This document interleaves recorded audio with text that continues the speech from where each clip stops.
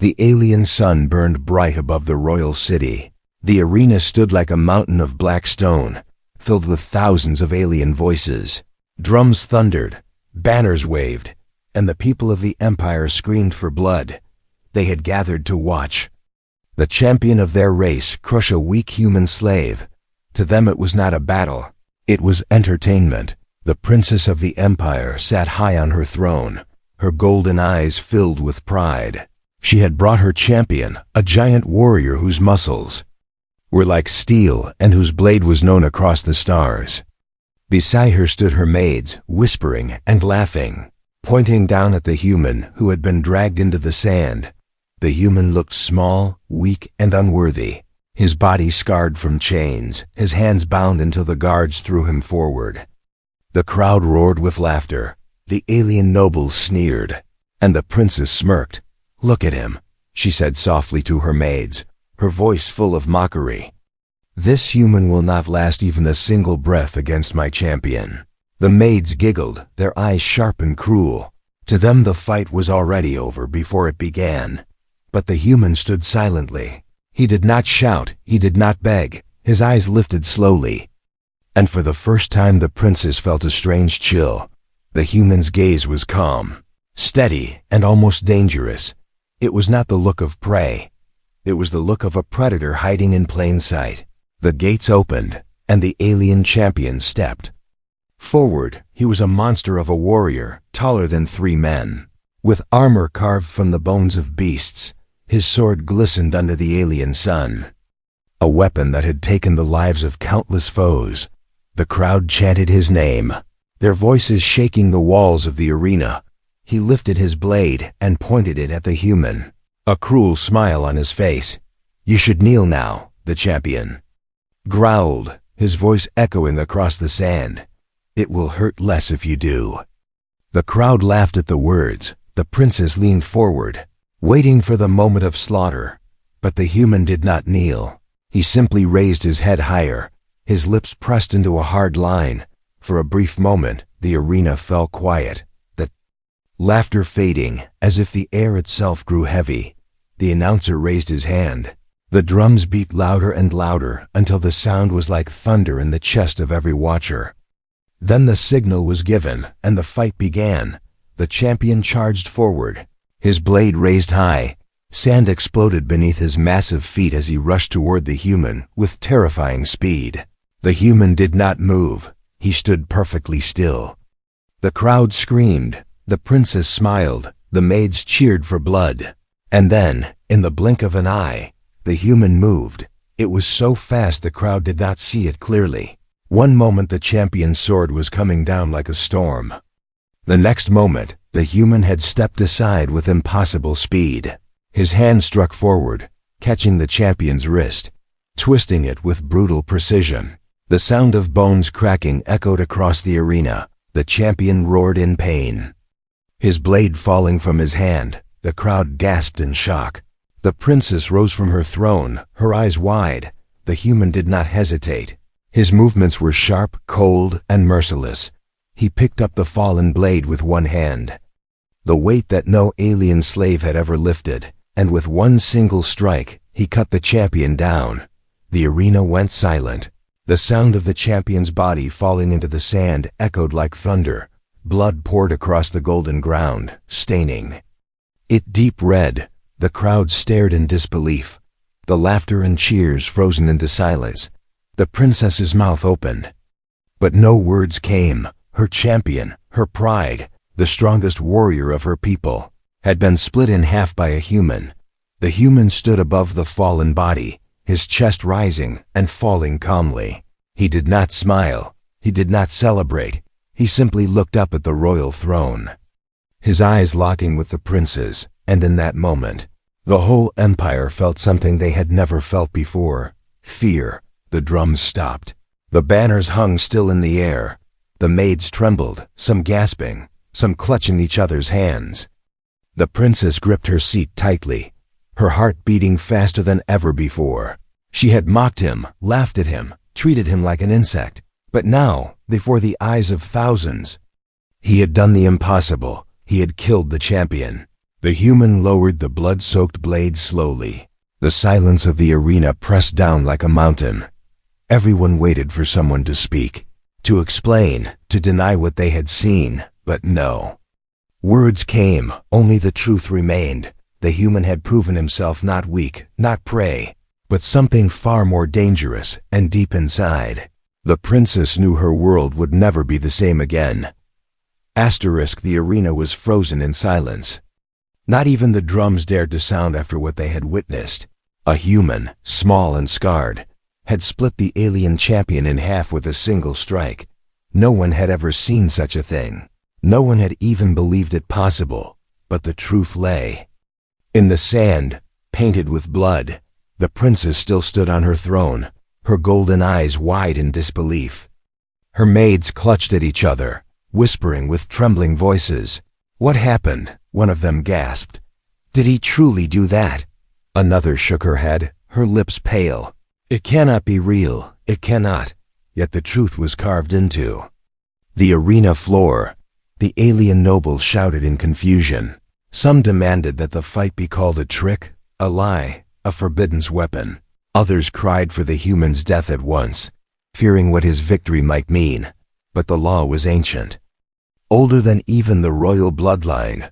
A champion had been challenged, and the challenger had won. That was truth, unshakable and undeniable. The human stood calm, the massive alien blade still in his hand.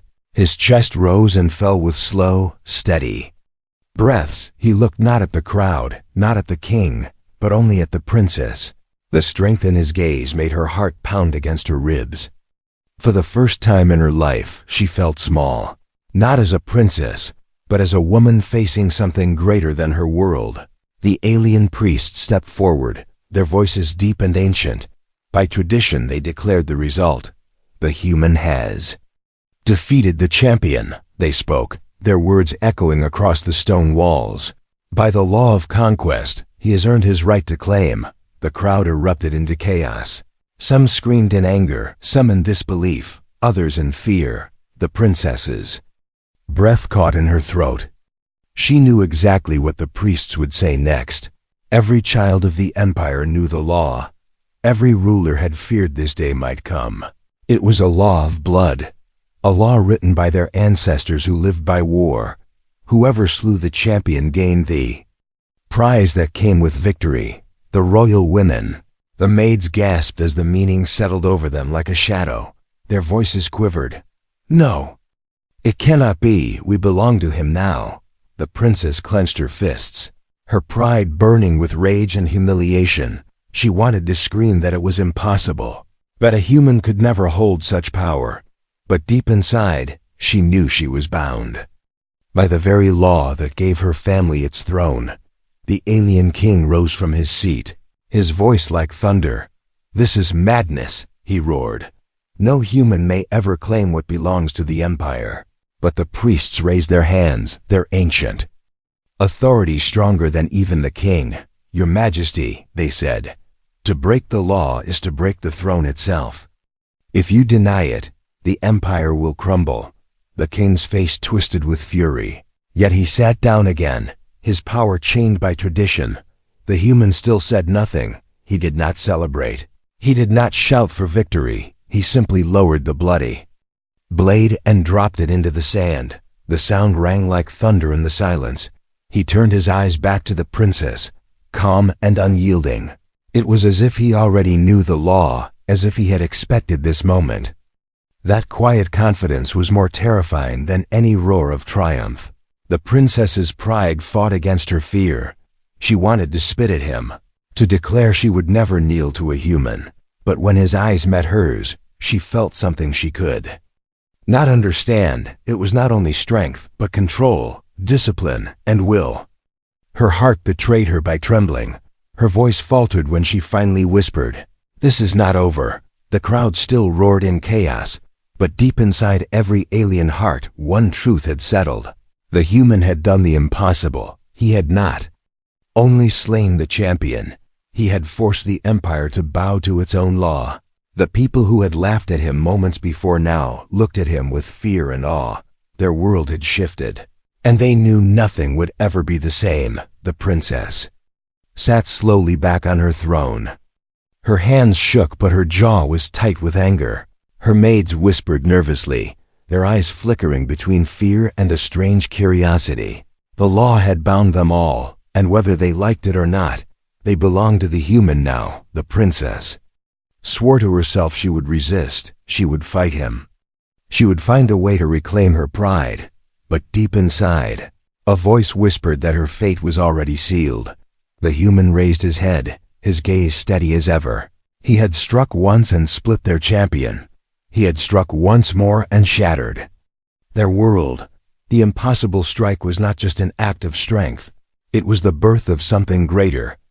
And the princess, though filled with rage, could not stop her heart from asking the forbidden question.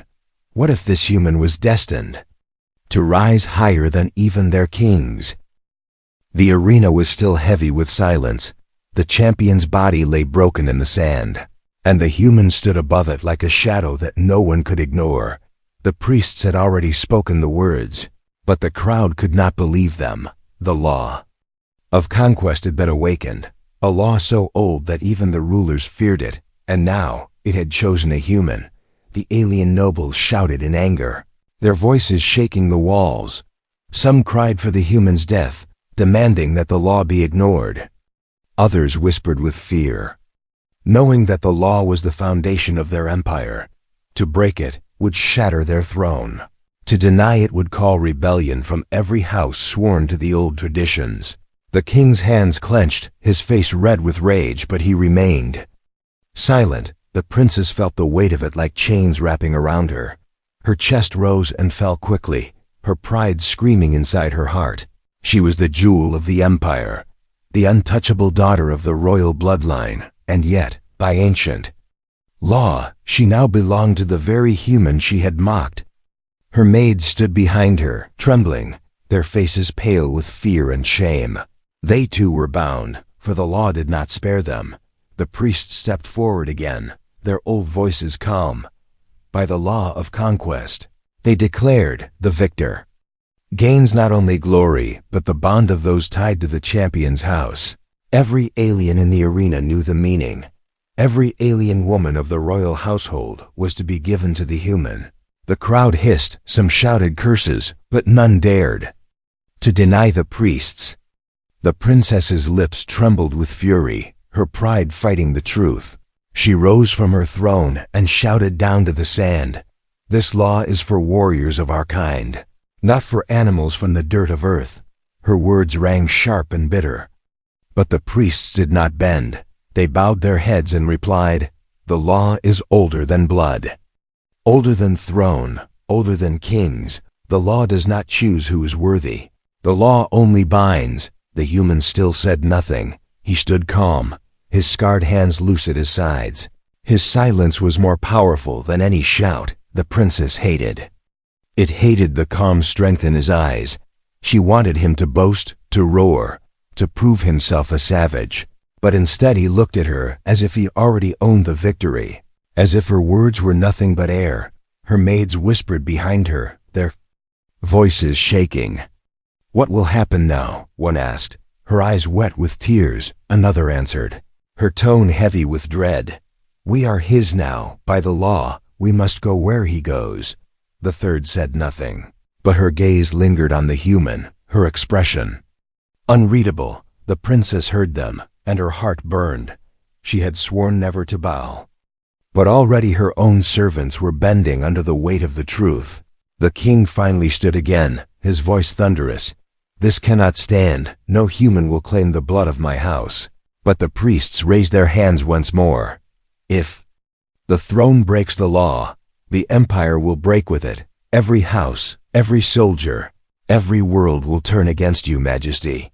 The king's voice faltered. The fury in his eyes dimmed. He sat again, chained not by the human, but by his own people's faith and tradition.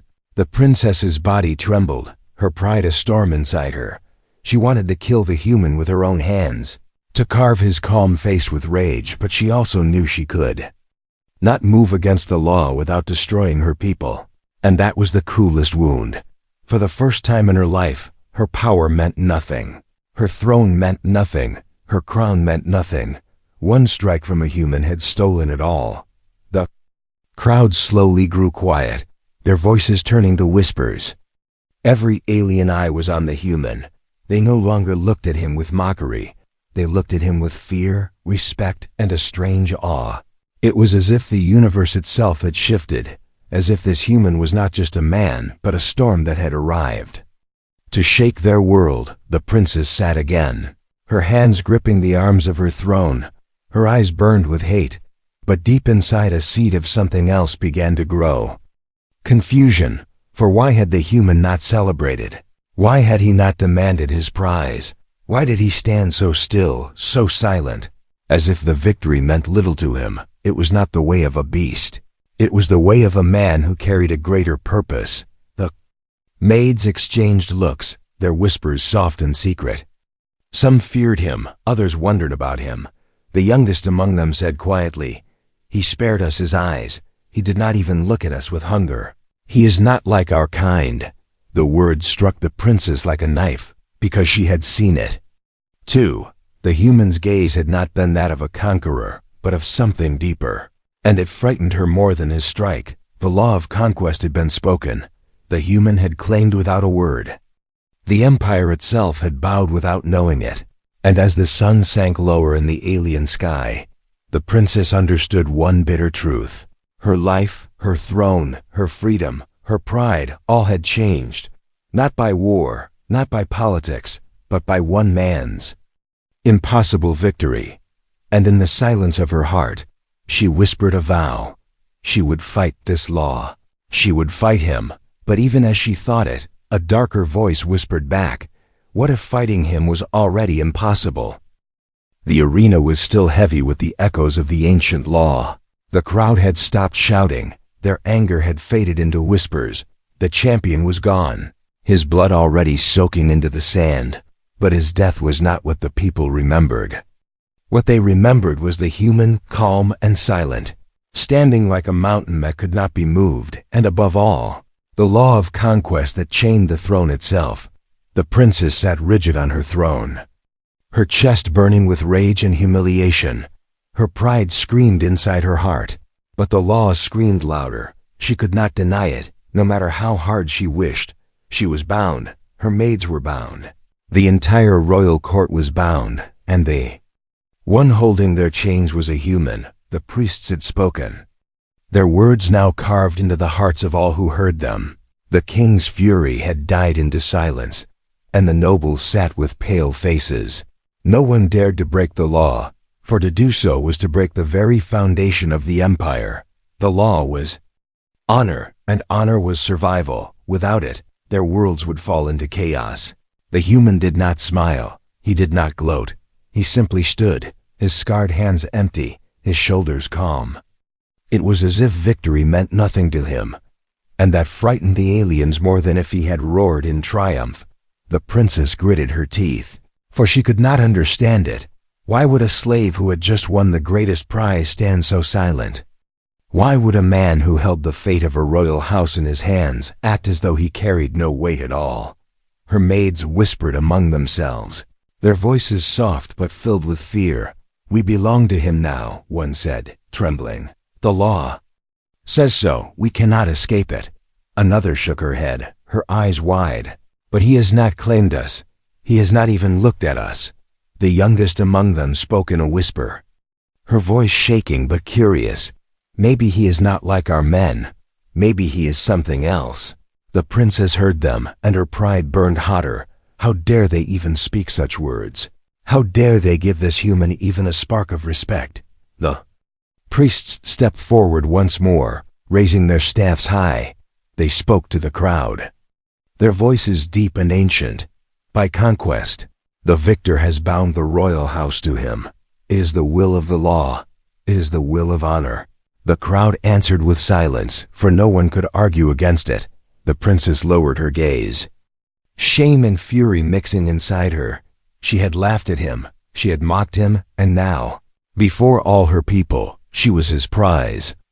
The king's hands shook upon his throne, his face twisted in rage. But the chains of tradition held him tighter than any blade. To break the law would mean rebellion. His own nobles would rise against him. Even his throne would crumble. So he said nothing. He only stared at the human with eyes full of venom. The princess turned her eyes to the human, trying to pierce his calm mask. She wanted to see weakness, fear, pride, anything, but she saw nothing. It was like staring into a still lake that hid endless depths. His silence mocked her more than words ever could. And in that silence she felt the chains of honor close tighter around her. The maids looked at him differently, some with fear, some with awe, and one with something she did not dare to name. They had known alien lords all their lives, men who shouted their power, who forced their strength. But this human was different. He had no crown, no throne, no army, yet with one strike he had taken what no alien had ever dared. It was not just strength, it was will, and that made him dangerous. The people of the empire began to whisper his name, not with scorn, but with a strange, trembling respect. The human had become more than a man. He had become a symbol of fear, of change, of power that could not be explained. And the princess hated him for it, hated the way her world bent around him. Yet deep inside, she could not deny the truth. She had never seen anyone stand as he stood, calm against the storm. When the priests ended their words, guards stepped forward to escort the human, but none dared to touch him. They walked at his side like shadows, unsure if they were protecting him or protecting themselves from him. The princess and her maids were ordered to follow. The law demanded it. Her pride screamed against every step, but her feet moved anyway. Each step felt like a chain pulling tighter around her neck. The maids walked behind her, their voices hushed. Some cried softly.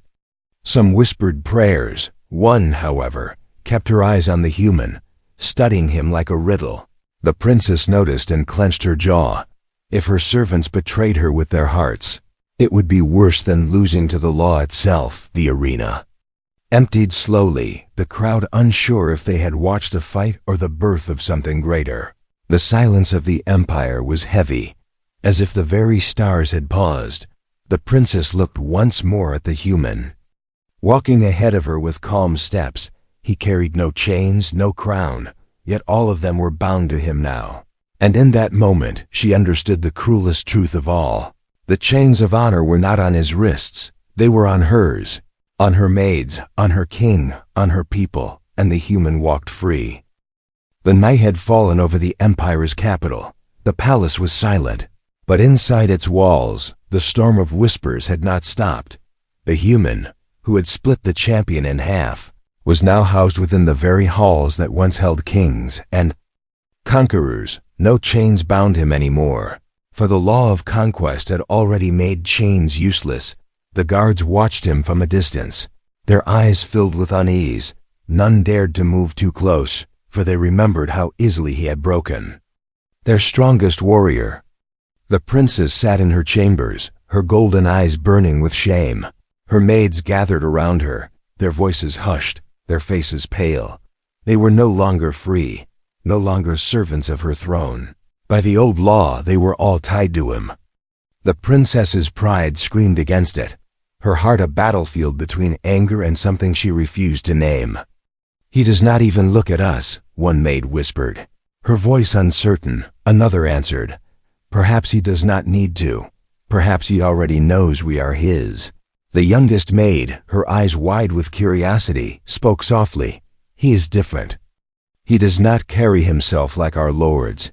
He speaks with silence, and still, I cannot look away." The princess turned sharply, her voice cold. "Enough. He is nothing but a beast with luck. He is no more than a slave who found strength for one strike." But even as she spoke, her own words rang hollow. She remembered his eyes in the arena, steady and calm. No beast carried such eyes. The human was given chambers near the royal wing, not as a prisoner, but as a victor. The law demanded it. He walked those halls quietly, his steps heavy yet controlled. He did not demand wine. He did not call for music. He did not command the servants. as other conquerors would. He sat alone in the chamber, staring out at the alien stars, his face unreadable. To the guards it was terrifying, for they could not understand a man who wanted nothing yet held everything. The princess could not sleep. Her pride told her to hate him, but her thoughts returned to the impossible strike again and again. The image of her champion falling, the blade flashing, the calm strength of a human who should have been weak.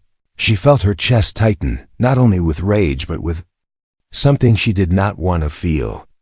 It was not submission, not yet, but it was a crack in the wall of her certainty. One of the maids dared to speak what all were thinking. "My princess, what if he is more than human? What if the law chose him because he was meant to be chosen?" The words struck the chamber like lightning. The princess's face hardened, her voice sharp. "Do not speak such poison.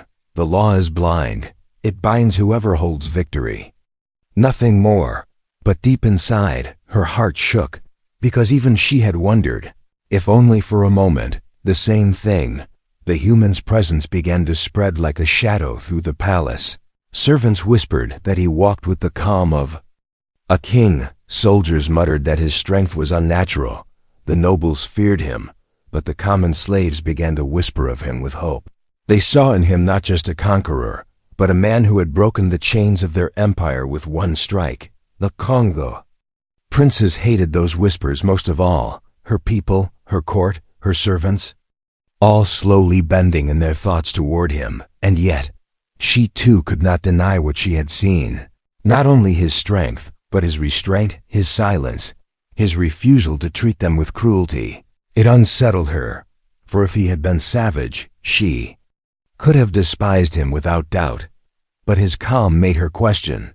And questions were more dangerous than swords. One night, when the palace was quiet, she stood outside his chamber with her maids.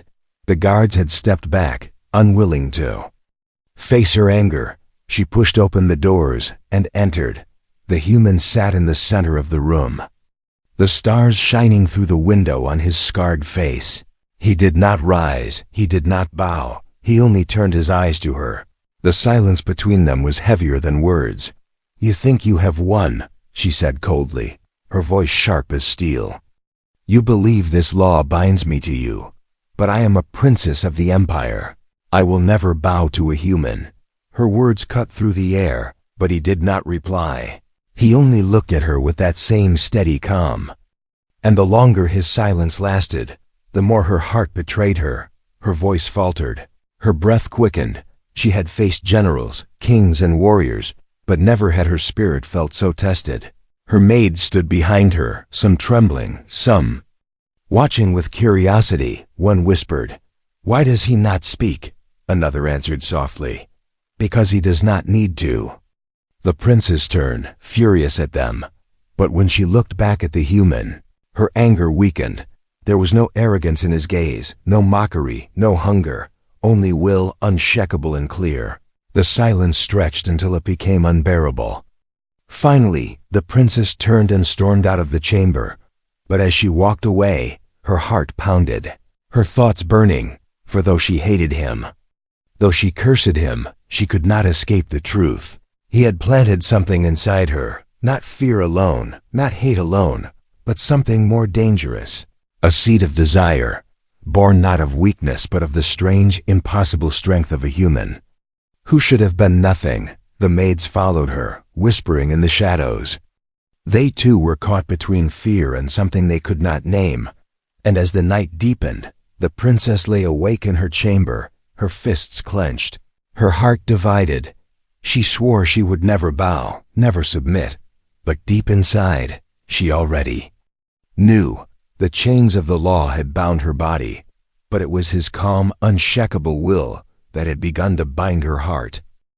The empire's palace was no longer the same since the day of the arena. Whispers filled every hall. Some spoke his name with fear, some with awe, some with hatred, but no one denied it anymore. The human had changed everything. He walked the palace halls quietly, his steps steady, his eyes calm. He gave no orders, yet guards stepped aside. He demanded no throne, yet nobles lowered their voices when he passed. There was no crown on his head, but a weight of power followed him wherever he went, and the strangest part was this: he had asked for none of it. The princess sat in her chamber, her pride wounded deeper with each day. Her maids whispered endlessly about him, some in fear, some in secret admiration. She heard them speak of his silence, his strength, his restraint, and each word was another thorn in her chest. She wanted to scream at them, to forbid them, but she could not, because she too had seen it, she too had felt it. The human was unlike any man she had ever known. Beyond the palace walls, the whispers grew stronger. Slaves in the city began to tell tales of the human who had split the champion. To them he was not a conqueror, but a sign of hope. They said he was the one who could break the chains of the empire, and in the shadows of the city, some even began to call him king. The nobles hated those whispers. They gathered in secret halls, their voices sharp with fear. "He will break us," one said. "If the slaves believe in him, our order will fall," another added. "The law has chained him to the royal house." But chains cannot hold a storm, and so a plan was born. They would kill the human before his shadow grew too large. The princess overheard pieces of their schemes. Her heart twisted in conflict. Part of her wanted to let them, to see him struck down, but another part of her, a part she did not admit even to herself, hesitated, because deep inside, she wanted to see what he would do next. That night, the nobles sent assassins. Silent figures crept into the palace, their blades coated with poison. They entered his chamber where he sat alone, staring at the stars. They moved like shadows. But he did not move until the first blade struck. And then, he was no longer silent. The fight was brutal, fast and merciless. The assassins came in waves, but his body moved like a storm. Every strike he made was precise, every motion filled with will. Blood spilled across the floor, the clash of steel echoing through the palace. When it ended, the assassins lay broken, and the human stood over them without a wound. The guards rushed in, but they froze at the sight. They had seen assassins fail before, but never like this. The human did not even breathe heavily. He looked at them calmly, his eyes steady, and in that moment, the guards felt it too. This man was not a slave, not a prize, not a conqueror by accident. He was something far greater. The princess arrived soon after, her heart pounding. She saw the bodies. She saw him standing untouched, and for the first time, fear and admiration twisted together inside her chest. She whispered softly, "You should have died." He turned his gaze toward her, calm as ever. "I will not die so easily," he said, his voice quiet but heavy, and those words struck her harder than any blade. The next morning the whispers exploded. The people heard of the attempt and how the human had survived. Slaves cheered in secret corners. Soldiers muttered of his strength with unease. And nobles grew more desperate, the more they tried to stop him. The stronger his shadow became. The princess's maids changed too. Some feared him more, but others began to show loyalty. One even whispered to the princess, "Perhaps the law was not a curse but fate." The princess silenced her, her pride refusing such thoughts. Yet in the quiet of her heart, she could not escape them. The human's rise was no longer hidden. He did not need an army. He did not need a crown. Every act, every survival, every silent step made his presence heavier. The empire itself seemed to bend. Tradition chained him to the royal house, but power had already chained the empire to him. The king raged in private chambers, smashing cups and roaring at his council. But even he could not deny what was happening. The law had given the human a place no sword could take away, and the people's whispers were turning into voices. Soon they would be louder than the throne itself. The princess stood on her balcony that night. She looked at the stars and then at the chamber where the human stayed. Her heart was torn between hate and something she feared to name. He was rising, faster than anyone could stop. And though she swore she would never bow, a voice inside her whispered a truth she could not silence. If he kept rising, one day, Even she might have no choice but to stand beside him. The rise of the human had begun, and the empire trembled with every step he took.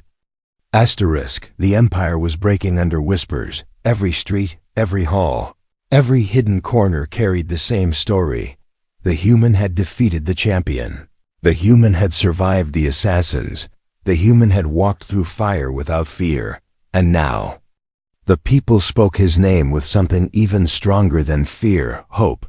The king sat on his throne, his face shadowed with rage and despair. His council was divided, his nobles afraid, his soldiers uncertain. They wanted to strike the human again, to end him before his shadow became too large. But they also knew the people were beginning to see him as more than a man. To kill him now might turn the empire itself against its throne. The princess stood in silence, her hands clenched at her sides. Her pride was broken into pieces, yet her spirit still burned. For days she had fought inside herself, torn between hate and a strange, dangerous respect. Every time she looked at the human, she saw the truth. He was not like their men, not like her father, not like her champion. He was something else, something unshakable. The maids whispered to her in private, their voices trembling but sure. "We see it too, my princess. He does not treat us as tools. He does not use us with hunger. He carries strength as if it is not for himself but for something greater." The youngest maid whispered, "Perhaps it is not shame to stand with him. Perhaps it is destiny." The princess shouted at them, her anger sharp, but her heart trembled. For those words echoed the storm already inside her. One night the palace shook with chaos. A conspiracy of nobles and soldiers launched their final strike. They stormed the halls with blades and fire. Their voices roared, "Kill the human, kill. The curse, restore the throne." The palace guards fought them, but the battle spread through the very heart of the empire. The human walked into the chaos calmly. He held no crown, no title, no army of his own, yet he moved through the battle like iron. Every enemy that struck at him fell. Every ally that saw him rise fought harder. It was as if his presence alone turned despair into strength. The princess stood at the gates of her chamber. Watching, she saw nobles fall, soldiers kneel, servants cry out his name. The human did not roar, did not boast. He fought with calm precision, and for the first time, the princess felt something deeper than fear. She felt her heart pulling toward him. Her pride still screamed, but her soul whispered louder. The king tried to flee, his crown slipping from his head. But the nobles he trusted abandoned him. The throne itself shook under the weight of betrayal. The empire was not falling by war. It was falling by choice, by the choice of its own people who no longer saw power in the crown, but in the man who stood against it. At last, the human stood in the great hall, blood on his hands, fire in the air, silence heavy upon all. The nobles fell to their knees. The guards dropped their blades. Only the princess stood tall, her golden eyes burning. The priests stepped forward, their voices trembling with the power of old law. "The throne is broken. The law has spoken. The victor stands here. The empire bows." The princess's chest heaved, her pride clawing for breath. All eyes turned to her, for she alone had not chosen. She could still resist, she could still fight, but if she denied him now, she would deny the very law that had built her world. Her people would rise against her, her empire would shatter. Her heart pounded, her pride screamed, her spirit shook. And then she remembered his eyes, calm, steady, unyielding. Never begging, never demanding. She had seen many men fight, but only he had fought not for himself. And that was when her choice became clear. She stepped forward, her maids following close behind. The hall was silent as her voice echoed. "I mocked him, I hated him, I swore I would never bow." Her golden eyes lifted to the human, standing tall in silence. "But the law binds me, my people bind me, and my heart cannot deny what my eyes have seen." The hall gasped, the nobles stared, the priests bowed. The princess lowered her head slowly, her pride breaking but her spirit finally free. "I choose him, not as law commands, but as I command. Myself, the maids followed her, kneeling one by one, some with tears, some with trembling fear, some with quiet acceptance. The great hall shook not with war, but with silence. The choice of the princes had ended the storm. The empire had a new center, a new shadow, a new master. The human stood still, his eyes calm as ever. He gave no smile, no word of triumph, only a faint nod, as if he had expected this from the beginning. And in that silence the princess understood. This was not the end. This was the beginning. The rise of the human was complete, and the universe itself would tremble at what came next.